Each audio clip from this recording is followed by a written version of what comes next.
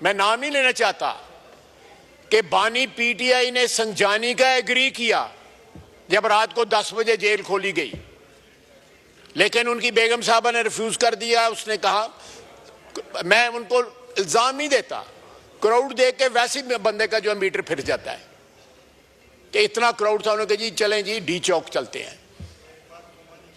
और ये जो है उसके बाद जब ये वहां से पसपा हुए हैं, भागे हैं, दुम दबा के भागे हैं, सारी की सारी लीडरशिप अपने वर्करों को छोड़ के भागी है।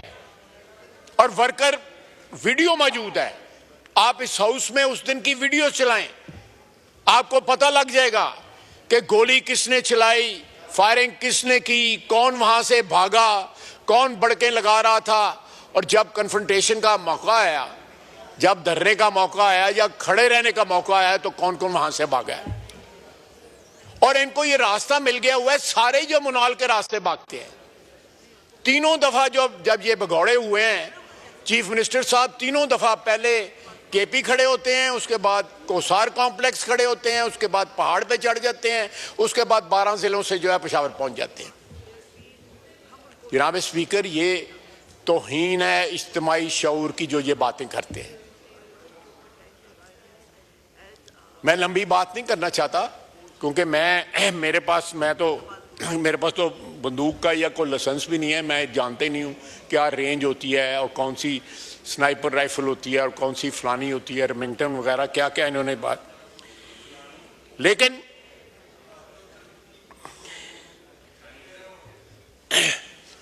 अब सिविल नाफरमानी की इन्होंने कॉल दी है। आज से 10 साल कबल भी इन्होंने सिविल नाफरमानी की कॉल दी थी और कंटेनर पे खड़े होकर बानी पीटीआई ने खुद जो है मुख्तलिफ यूटिलिटी बिल्स को जो है आग लगाई थी और लोगों को कहा था कि यूटिलिटी बिल्स ना देना। किसी ने उनकी कॉल के ऊपर जो है लबैक ना कहा। लोगों ने यूटिलिटी बिल्स भी दिए और उनकी कॉल जो है वो फेल हो गई। आज भी मेरा चैलेंज है इनको, अल्लाह के फजल से इनको कोई पाकिस्तानी जो है वो यूटिलिटी बिल देने से इनकार नहीं करेगा। कोई एक्सपैट पाकिस्तानी जो है, बैरून मुल्क रहने वाले पाकिस्तानी जो हैं, वो अपने घर अपने मुल्क में तरसीलात बेचना जो है वो बंद नहीं करेंगे। ये जरूर करें। मैं इसरार करता हूं कि ये नाफरमानी, सिविल नाफरमानी के ऊपर जरूर खड़े रहें, इस स्टैंड लें। इंशाअल्लाह ताला ये जिस तरह इनके 3 हमले जो हैं वो फेल हुए हैं, इसी तरह ये सिविल नाफरमानी की कॉल भी जो है फेल होगी।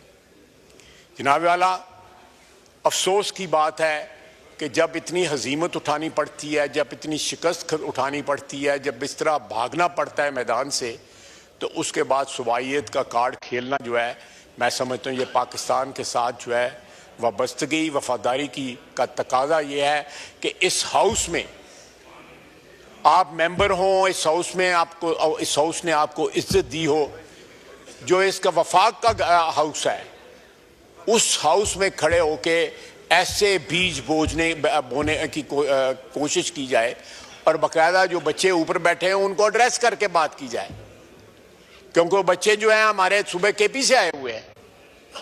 इससे ज्यादा घटिया और क्या हरकत हो सकती है? सर, ये डीएनए पे बड़ा डिपेंड करता है, बहुत डिपेंड करता है डीएनए के ऊपर कि इंसान का डीएनए किस किस्म का है। अगर आपके डीएनए में पावर यूजर्व करने की ट्रेडिशन हो, उसके जरासीम हो, आमरीयत के जरासीम हो और बेशुमार किस्म को, मैं लंबी बातों में नहीं जाना चाहता, तो फिर वो इस किस्म की बातें करते हैं कि ये इनकी शिकस्त खुर्दा जो ज़हनीयत है उसकी निशानदेही करते हैं। ये अल्फाज जो हैं जो इन्होंने इस्तेमाल किए वफाक के खिलाफ, पाकिस्तान की वहदत के खिलाफ जो है, जो इन्होंने बीज बोने की कोशिश की है। जनाब वाला, मैं कंक्लूड करता हूं कि इनके 3 हमले नाकाम हुए। बड़ा बोल नहीं बोलता, अल्लाह के फजल से इनका सिविल नाफरमानी वाली कॉल भी नाकाम होगी। मैं ज्यादा डिटेल में नहीं जाना चाहता, लेकिन जो 26 नवंबर के दिन जिन जिन बातों पे ये एग्री कर चुके हुए थे, इनके वर्करों को पता लग जाए तो जिस तरह जूतियां खा के उस दिन भागे थे, उससे ज्यादा जूतियां खाई जाए। और ये ढाल बनाना ख्वातीन को, और फिर खातून जो है वो अपने खामद से भी ज्यादा एम्बिशियस हों, तो फिर अल्लाह ही हाफिज है इनकी पार्टी का। अल्लाह ताला पाकिस्तान को किसी इनके हाथों से नुकसान को बचाए। 4 साल की इनकी हुक्मरानी में जो नुकसान पहुंचा है, आज भी पाकिस्तान जो है उसका भुगतान कर रहा है, उसके नतायज को भुगत रहा है। उस डिसमेंटल्ड सिचुएशन को, एक जो है खंडरात जो छोड़ के गए थे, आज उस पर अल्लाह के फजल से फिर इमारत तामीर होनी शुरू हो गई है। इस मुल्क में जो है तरसीलात बढ़ी हैं, 4 से 6 बिलियन डॉलर मंथली सालाना तरसीलात बढ़ी हैं। स्टॉक मार्केट 1 लाख जो है चली गई है। हमारा जो है पॉलिसी रेट जो है वो 5.5% वो नीचे आ गया है। हमारे जो फॉरेन एक्सचेंज रिजर्व्स हैं वो रिप्लेनिश होने शुरू हो गए हैं। इन्फ्लेशन जो है हमारी सिंगल डिजिट के ऊपर, लो सिंगल डिजिट पे आ गई है। ये बावजूद इस बात के कि इन्होंने डिसरप्शन करने की पूरी कोशिश की है कि कहीं इकोनॉमिक रिकवरी ना हो जाए। एक दिवालिया सूबे की लीडरशिप लेके बार बार हमला कर रहे हैं, जिसके पास तनख्वाहें देने के साथ पैसे नहीं है, अस्पताल चलाने के पैसे नहीं है, स्कूल चलाने के पैसे नहीं है। पहले अपने सूबे की खिदमत करें, तो जो है को लिसानियत की या सुबाइयत की बात करें, पहले कुछ डिलीवर तो करें। आपने 4 साल में क्या डिलीवर किया? आप पिछले 10-12 साल से हुक्मरान है केपी के अंदर। केपी को बाकी सूबों के साथ कंपेयर कर लेना। क्या आपने वो सूबा जो है अच्छा खासा खाता पीता खुशहाल जो है सूबा जो है उसमें दहशत गर्दों को ला के बसा दिया? सारे सूबे में दहशत गर्दी है, वहां पे इतना खून खराबा हो रहा है। उस खून खराबे को छोड़ के आप खून खराबा करने जो है डी चौक में आ जाते हैं। जनाबे वाला, ये इस मुल्क के साथ वाबस्तगी या मोहब्बत या कमिटमेंट की निशानी नहीं है। इन लोगों का क्या एक ऐसा एजेंडा है जो खुदा न खास्ता इस मुल्क की दुश्मनी का एजेंडा है, जो हम नहीं अचीव होने देंगे, कथित तौर पे अचीव नहीं होने देंगे। ये जितनी बार चाहते हैं हमलावर हों, हर दफा ये भागेंगे, हर दफा। इनके जो वर्कर्स हैं उनको पता लग गया कि इनकी क्या औकात है। ये जितने लीडर हैं उतने इनके ओपिनियन हैं। इतने इख्तलाफात जो हैं आपको किसी पॉलिटिकल पार्टी में नजर नहीं आएंगी। एक पॉलिटिकल पार्टी में एक होती है, एक डिसिप्लिन होता है। जब वो बातें करते हैं उसमें कोई कोहेरेंस होती है बातों में आपस में। आधी लीडरशिप से ज्यादा जो है वो तो रिजाइन कर गई थी उस दिन 26 नवंबर को। किस बात पर रिजाइन कर गई थी? अपने इंटरनल इख्तलाफात की वजह से रिजाइन कर गई थी। अंदर की बातें मैं ज्यादा लंबी नहीं बताना चाहता, बात चीजें अमानतन है हमारे पास कि इन्होंने हमसे राब्ते किए या आज राब्ते कर रहे हैं या कल राब्ते कर रहे हैं, और अब राब्तों में क्या कह रहे हैं ये, और बानी पीटीआई क्या पैगाम भिजवा रहा है बाहर। खुदा का वास्ता है, सुबाइयत या लिसानियत या इस मुल्क में कोई ऐसे बीज न बोएं जिसकी फसल जो है कल जो है सारे पाकिस्तान को काटनी पड़े। वमाल है न बलाग।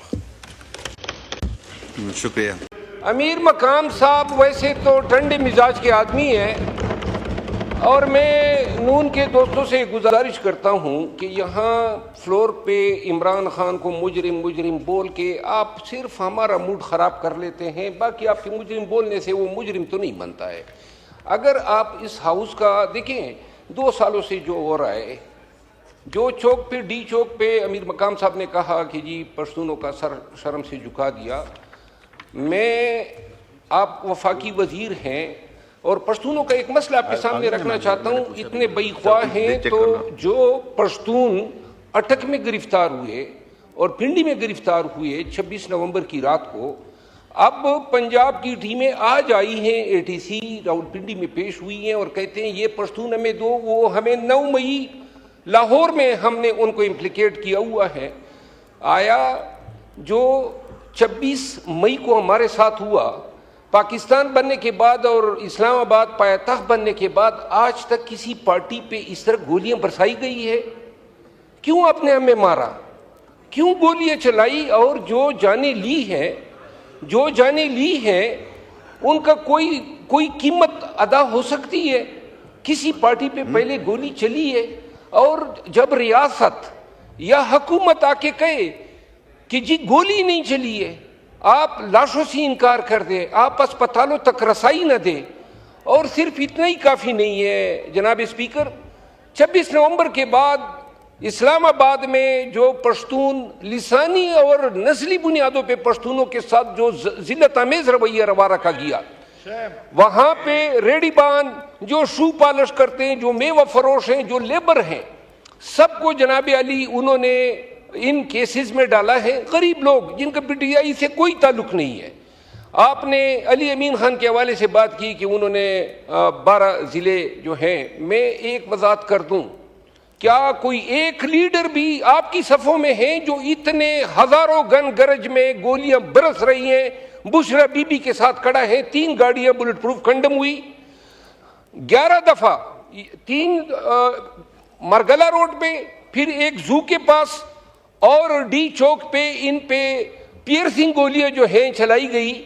और ये आपके तमाम इदारे बशमूल रेंजर्स उनका पीछा करते गए, लेकिन उस मर्द नर ने जो है खान की अहलिया को जो है बहिफाजत मानसेरा और मानसेरा से फिर पेशावर ले गया। जनाब स्पीकर, जो चीज़ मैं आपके सामने लाना चाहता हूँ वो ये है कि इस वाक़े के बाद बहुत सारे तकरीबन सारे जो एमएनएस बैठे हैं अपोजिशन के बेंचेस पे, वो सब अब दहशतगर्दी के, मैं खुद 15 FIRों में मुलजिम जो हैं करार दिया गया हूँ। मुझ पे इल्ज़ाम है कि मैंने कत्ल किए, मैंने शोरश बपा की, मैंने कॉन्स्पिरेसी हेज की, बगावत की कोशिश की और कत्ल आम किया, मारा भी हमें, जख्मी भी हमें किया। 260 से ज्यादा गाड़ियां गुमशुदा हैं, अमलाक हमारी लूटी गई और फिर हम अपने ही कताल पे मुलजिम भी ठहरे। अगर और इसके बाद यहाँ पे बात नहीं है, एक कानून पास हुआ, मैं समझ रहा हूँ जनाब का इशारा, मैं अमीर मकाम साहब की तरह डीटर नहीं बनूंगा कि बैठूंगा नहीं, मैं यहाँ पे कानून बना है कि पार्लियामेंटेरियंस को जो है स्पीकर की इजाज़त के बगैर गिरफ्तार नहीं किया जा सकता। जब से 26 नवंबर हुआ है, पुलिस और इदारे जो हैं वो हमारी बू सूंघते फिर रहे हैं। तमाम एमएनएस जो हैं वो हाई कोर्टों के चक्कर काट रहे हैं। आखिर ये दहशतगर्दी है। और अभी मैं आपसे इस्तदा करता हूं, जो ट्रेजरी बेंचेस पे दोस्त बैठे हैं, क्या छोड़ा है? मैंडेट उठा लिया, मारा पीटा, घरों में घुसे। ये एक वक्त है हमारे साथ हो रहा है। बात होती है कभी बाप की कभी बेटे की। जो पार्लियामेंटेरियन के साथ, शुक्रिया, जो पार्लियामेंटेरियन के साथ बोगस केस बनाए गए हैं, मेरी इस्तदा ये है कि कमेटी को सुपर्द करें, एग्जामिन कर लें।